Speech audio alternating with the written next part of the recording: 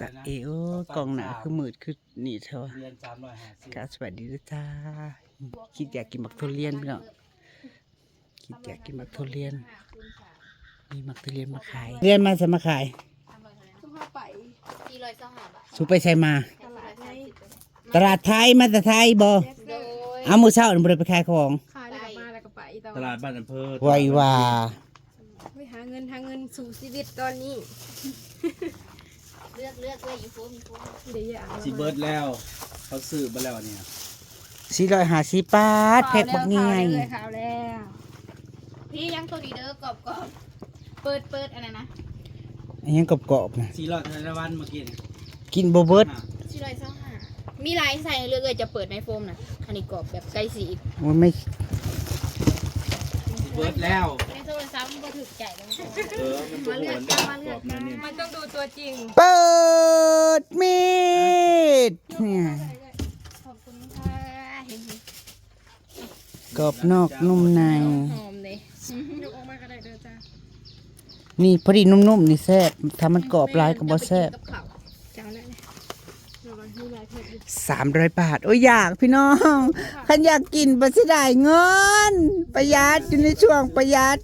ในช่วงโอ๊ตอยากสิโอ๊ตเอา ใครก็ไปให้ผู้ชาย อุ้ย ซื้อซอยลูกซอยเต่าเนาะ มีความทุกข์คนละแบบได กินก็อิ่มได้มีแห้งเงาๆเด้ เดี๋ยวนี้นั่งสาวเงินเบิร์ด อยากเด้สิมานั่งเบิ่งนี่บ่หึสิลงทุนกินใช่บ่ตั้ง300นี่เขาสั่งเบิดแล้วนะยัง ตอนนี้ข้าวแล้วมีหวานเลยจ้า อันนี้ได้ขายแล้ว4-5เนาะได้ขายแล้ว เดี๋ยวห้องไว้พันละพันมาเรียกอะไรลูกค้า มันกรอบแบบ เรื่องอะไรตัวเล็กนะตัวเขาบอกนะเมื่อกี้ นี่ก็คนมาแต่ไทยผมบอก เราเอาก็ อ จะ ย่างนะคะอันนี้ ของไทยนิยมของไทยกินแม่ตัวนั้นของหนึ่ง กดจ้าผู้สูใส่ตูดอีกเลยนี่กัน ตัวเล็กโทรมาจะเอาเบอร์อะไรมาละ เอามื่อให้แม่เลือกที่ขนมปังนี่ เรามาพี่อีก จะมีแก่ แม่ยังอยู่สวนผมเนาะ สวน คงอย่างก็ตัวนี้ได้เนาะเอาตัวใดนะ อันนี้เราบ่ใกล้เดี๋ยวคุณแม่นั่งนะ แล้วจะเอาเบอร์ตัวนั้นนะ เออ แบบเลย อันนี้300ชาวจ้า แจะเบอร์อะไรเนี่ย กรอบนอกนุ่มใน กรอบ ขายตามแพ็คด้วยเอาค่าส่งค่าส่งบ่ มารับเองส่งบวกค่าส่ง บวกค่าถือ ผ่านๆนะให้พี่ จะผ่านให้ที่นี่แค่นี้นี่ ถาม อันนี้โอ้ยสุดคุ้ม ถามกินบ่ทุเรียนถามมันกินแล้ว กินแล้วจ้า เมื่ออยู่บ้านดงคนไปได้600ใช่ไหม แม่น แม่แพงเด้อ ซื้อมาอีกวัน300เช้า 300ชาวนะบ่ซ้ำตัวนั้นครับ พูดนี่น้อย มือน่ะอยากแห้งแดนมือเอาขาเจ้า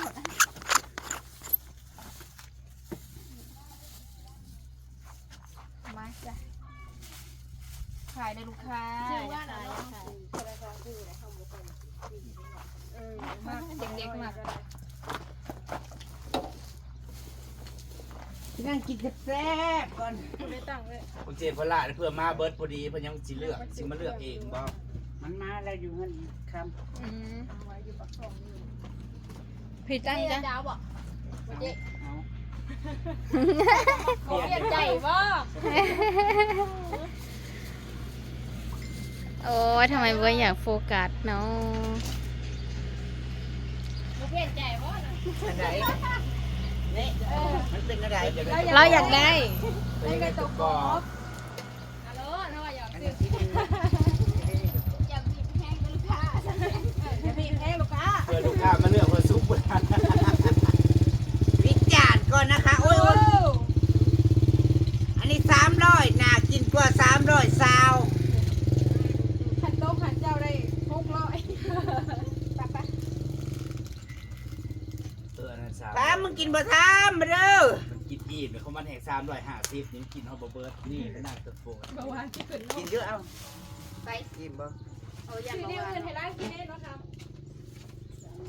ขนาดคนเป็นเบาหวานเขายังยิบไปเลยฟูน บอกขั้นตอนมันบดซุกมันก็บริวารแห้ง วันเดียวเซอร์อิง มันอยู่ทำอะไรมันเขายังกินแล้วเขายังกินคนละยิบ2ยิบแห้งกับอดเดี๋ยวนี้ กินเบิดอันนั้น ทุเรียนเนี่ยทั้งหวาน เป็นคู่ผู้เดียว ทั้งมัน ทั้งน้ำตาลทั้งไขมัน เพิ่มไขมัน รวมอยู่นะ ถ้าเรากินบ่อยๆนี่น้ำตาลยังขึ้นเลย กินข้าวไปจะมากินตามหมาโฮง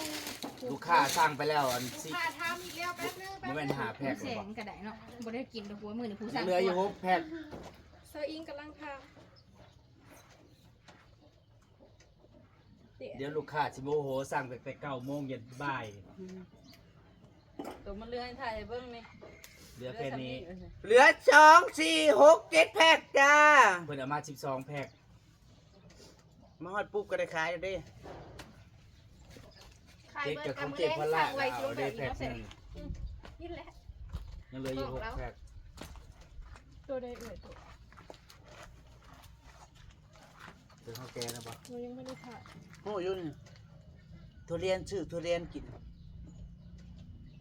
ทุเรียนซื้อทุเรียนหากินใช่คลิปนี่ก็ได้เงินนี่ก็เงินนั่นก็มาซื้อทุเรียนกิน ไม่ นะ ได้เลยจะมากินเลยจะมาได้อีกตัวกระเมาเอาเลย อันนี้เรา80เป็นของข้าวแกง ก็เป็นก็ แซ่บบ่แม่ มาจะทาย รีวิวให้ได้ มอนทองนะ ว่าพอดีแซ่บพวกกรอบนอกนุ่มใน มันผู้ใดเป็นเนื้อชิ้นไก่ฮาจิพอดี ถ้ามันสุกหลายมันก็สิหวานเกิน ขนาดแพ็คนี่450นี่ลูกค้าจองไปแล้วนะจ๊ะ อันนี้เนี่ยคุ้ม บ้าน มัน เฮา พูดง่ายที่บ้านเฮาน่ะเขาขายแพงก็เข้าใจอยู่ มันเอามาจากฝั่งนั้นเนาะ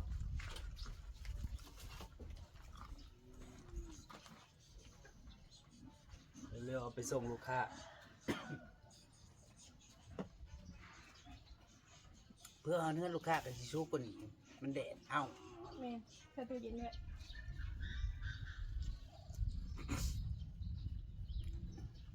ผู้ใดมันตกผู้ใดผลมืดแหลมืดกำ เอาอีแม่แล้วว่าทั้งพุ่นน่ะฝนตกแห้งแห้งแล้วว่ะแล้วทั้งบ้านเฮาบ่มีฝนพุ่นฝนมาแล้วทั้งพุ่นน่ะผ้าห้องคือว่ำตกแล้ว บ่อนเก่าได้แถวนั้นน่ะ อันนั้นก็ไป คันมาทางหลายอย่างเลยใช่ไหม ทั้งไปรักษา15ทั้งสวรรค์มันวนไปทั้งพุ่นหรือผ้าตกจนทำกะ ก็ข้าวมันเขา เมื่อคืนนี่บรรพระเนาะนั่งมองอยู่วัดนางสีปฏิบัติน่ะก็พลตก เมื่อคืนนี่หลวงพี่เฮ็ดเช่นนางเถ่า เฮ็ดหยัง ห้วยเอานางเถ่าลงไปนั่งมอนั่งผู้เดียวซ้ำพลตก เสือกถือวันศีลพ่อม สินกับสินด เพิ่นว่าอู้กูสิเมื่อยแล้วนางโทรมาวังใดพี่น้องเมากูแน่เมากูแน่นางว่านางอยากมาแล้วอืมมาแล้วสิเล่าหยังให้มึงฟังพุ่นว่านางพ่อนางโดน มันเสือนะจะเป็นเขากันก็มัน คื เนาะ อการมันกับคนนะจะมันสิมากเนาะมันจะมาก แล้วเบิ่ง180บ่ สอง แล้วเบิ่ง180ของสิเฮาคือคุ้มเนาะ คือเขาอยู่ แต่อันตัวจริงหน่อยหน่อย ไปต้องใส่ที่เขา เบิ่งแต่กล่องโฟมกับอันลูกเลย อันนั้นได้ร้านยายเล่นนี่มาเห็นเขาใส่เสื้อสีดำมาบ่มักเอง เน้นดิ บ่งามใส่เสื้อสีดำเต็มใส่เสื้อสีขาวก็กันการเล่นอันนี้บอกไป เฉพาะกินกับพวกแอลกอฮอล์ ตาเบิ่งสิบ่จะแพ็คเพราะว่า ใครสิสูงไผมือ กิ ทุ นบ่ เรียน จะคู่ยังบ่ว่าเลยกินบ่จะแพ็ค พวกทุเรียน กินแล้วเราก็จะไปเอาราคามาเป็ด แม่จะเบิ่ง แล้วก็ไปนอนตายผู้เดียว แม่จะเบิ่ง บ้านไม่ก็สิบ่ได้ขึ้น เขาอยู่แท้แล้ว แม่จะเบิ่งของ ไม่กล้าอยู่หรอกสิกลายเป็นเปรต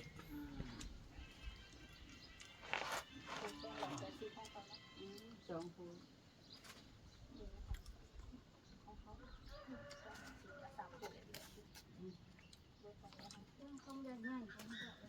บ่มีใครได้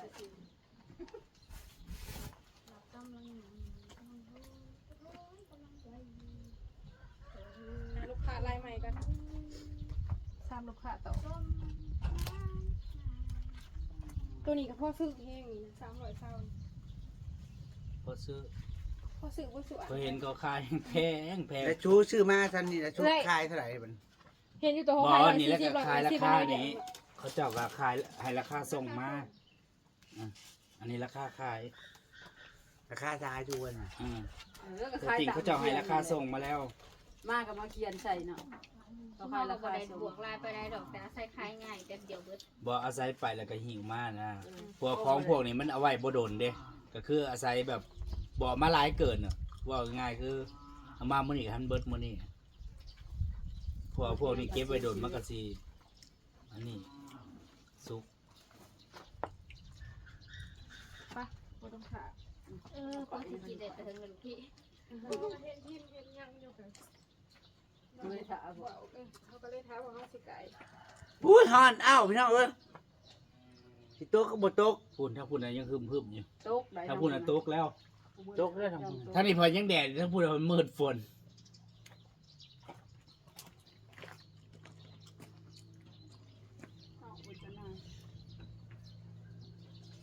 มันถามมาเฉาะกะพอดีแล้วเบิ่งคักแล้วคันข่อยบ่ตกมันก็บ่ตก บ่คันตกกะมันเป็นแนวนั้นไปให้บ่ลุงเลินน่ะ คันข่อยบ่ตก ฝนบ่ตกอันจูบน้ำว่านกล้ามันนี่มื้ออื่นมาเพ่งมา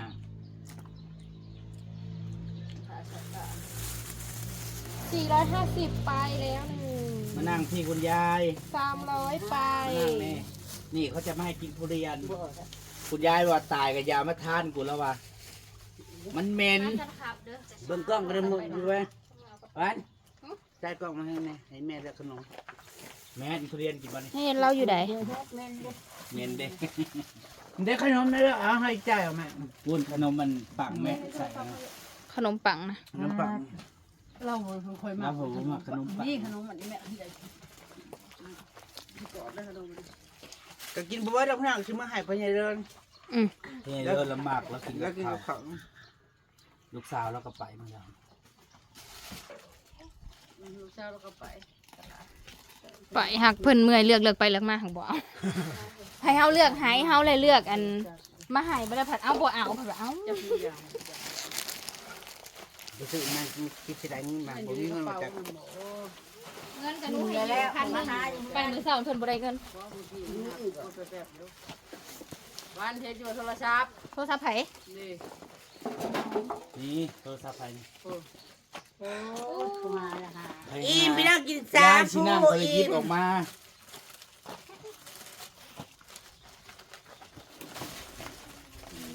ใครที่ชื่อไปแจกคนงานกับมันแพงโพดพี่น้อง เอาให้เขากินเพื่อให้เขาเป็นกินน้ำใจ นี่ซื้ออันผู้คลอนแคลน ก็กับเขาวเห็นเขากินชั่วโมงบ่ ซื้อไปเกลือป่าเจ้าเนี่ย น่าถูกแต่ว่ามันใหญ่ไวเนาะ เออ ตายผู้น้องเนี่ยมีวันได้จ้ะ ไปยังได้นะคะ ไปส่งทุเรียน ก่อน เหลือ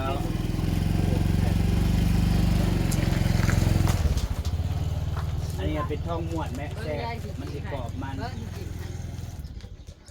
เขาชื่อว่าพื้นนางเถ่าแม่โทรมาเฮาช่องมือแล้วให้ไปหาเดี๋ยวนี้เมื่อคืนนี้ลุงเนี่ยพ่อเห็นเส้นเพิ่นบ่ต้องถามอิหยัง เอาไปใส่ถุงแล้วทีละ ก็แพ็คได้อีกแล้ว เอาสองแผลขายหมดเลย 28อยู่ไหน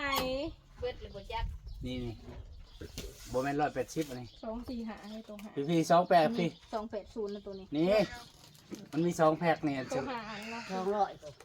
1 2 3 4 5ตัวนี้ก็ 300 เว้ยแม่ตัวนั้น450เขาก็ซื้อไปแล้ว เขาก็ได้กระสือนะ 300ชาว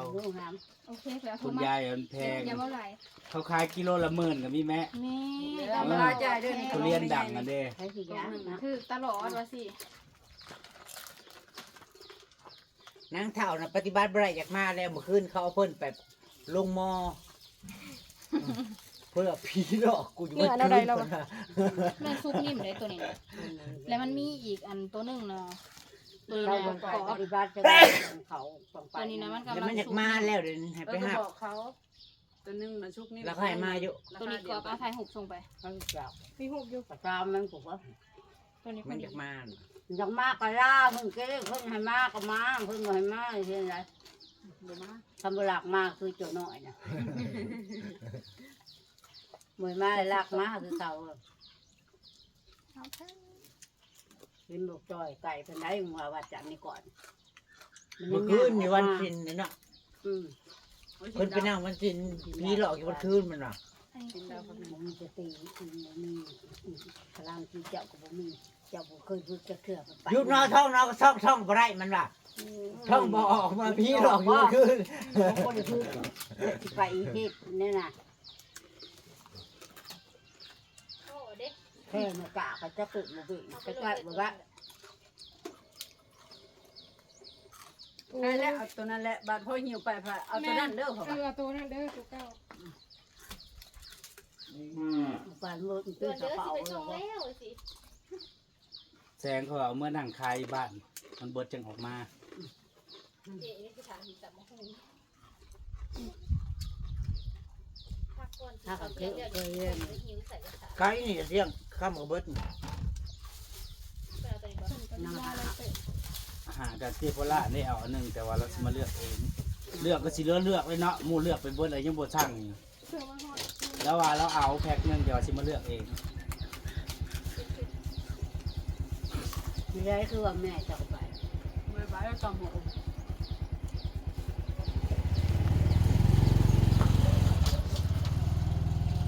เมื่อตรงบ้านนี้ จงนะครับจงแถวบ้านแน่ บ่มันหลายคนสร้างกันเลย ชุดท้ายค่ะ คันดำผู้เดียวสร้างนี่ก็บ่ไปส่ง จงไปเรื่อยๆมึงในแม่เอาขายของบริยากช่างแล้วไปชงไว้มาต้องไปหาดอกขายเด้อชงอ่ะชงเงินพันเงินพันขายของหลุดใหม่นี่เขาจะเงินพวกขายของออนไลน์ชงหูกลงไปลงคอยถึงเขาสั่ง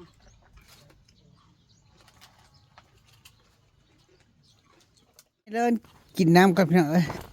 มีวันให้มากๆเนาะ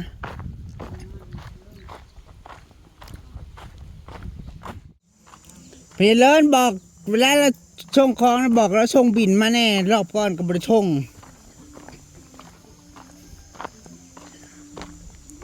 เอานี่ขาโทรสั่งของ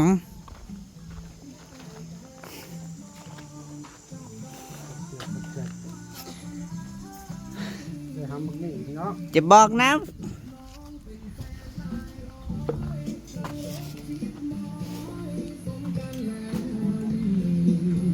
ตีน้องเนื้อสาว ต่อ ได้ ไป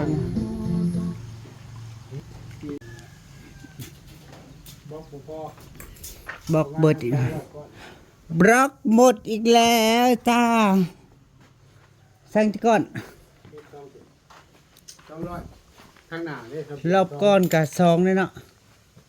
ช่องบ่ถามดีกว่า 3ป้า3,000 ก้อนแล้วเงินหลังนี้พี่น้องเอ้ย1,000 ก้อนกับอีก200ดิของพระเจ้านะ200 ก้อน3บะเงินหลังนี้2,000 ก้อนแล้ว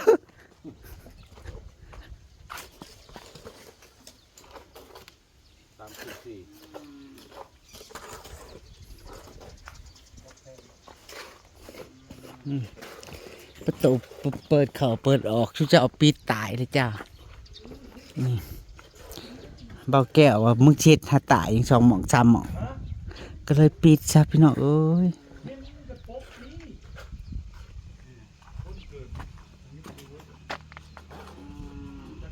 สิได้บอกพี่ใหญ่เลินเห็ดบัวไว้พี่น้อง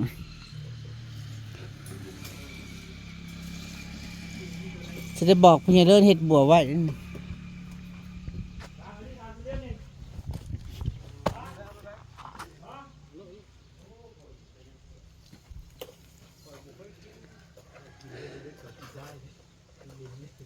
มันเมื่อสิถ่ายเป็นสิบอก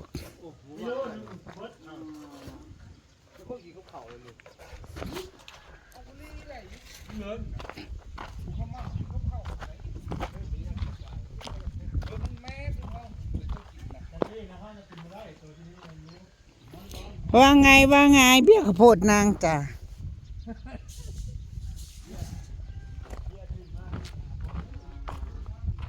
ตุกมาเทินพ้นก็ได้บัดมันขึ้นนะพี่น้องเอ้ยเลี้ยวเข้ามา36 34เหือ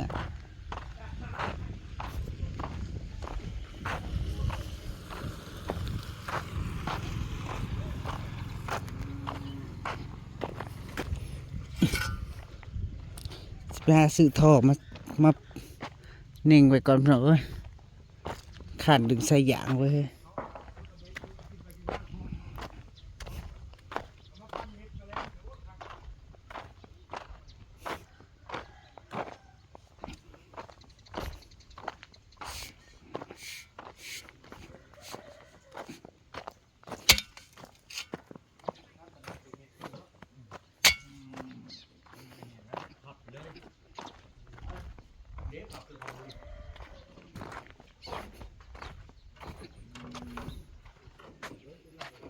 ไม่ช่าง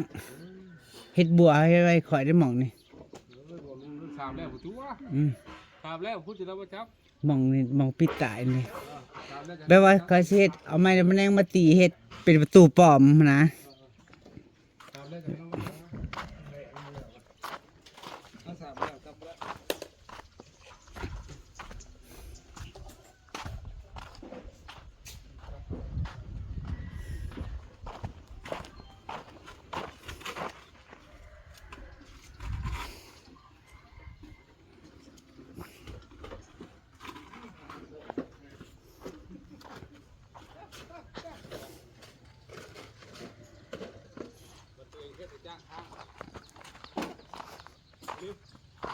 ยกเฮ็ดแต่จ้างเขาข้างบ่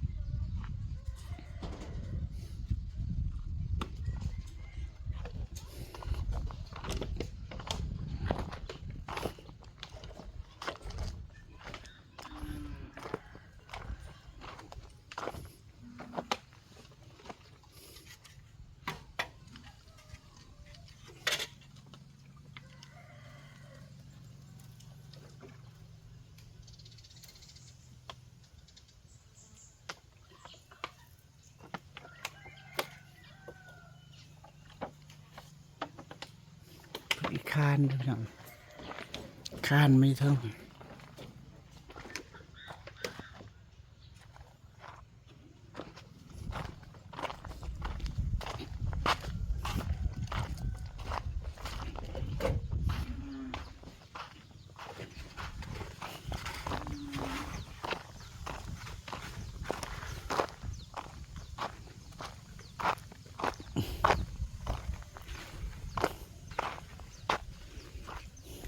ไม่ได้ชาพุ่นมา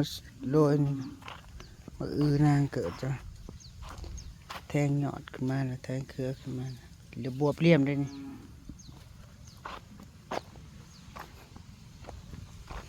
พี่น้องจ๋ามันลาแพรจากกันเด้อจ้าขอบคุณทุกคอมเมนต์ขอบคุณทุกกำลังใจไปแล้วจ้าสบายดี เริ่มแก่แล้วบื้นสิเนียงก็สิมะพร้าวเนียงสุสร้างกินเขือกับบริเวณชิโดกดิต้นละหมาก2 หมาก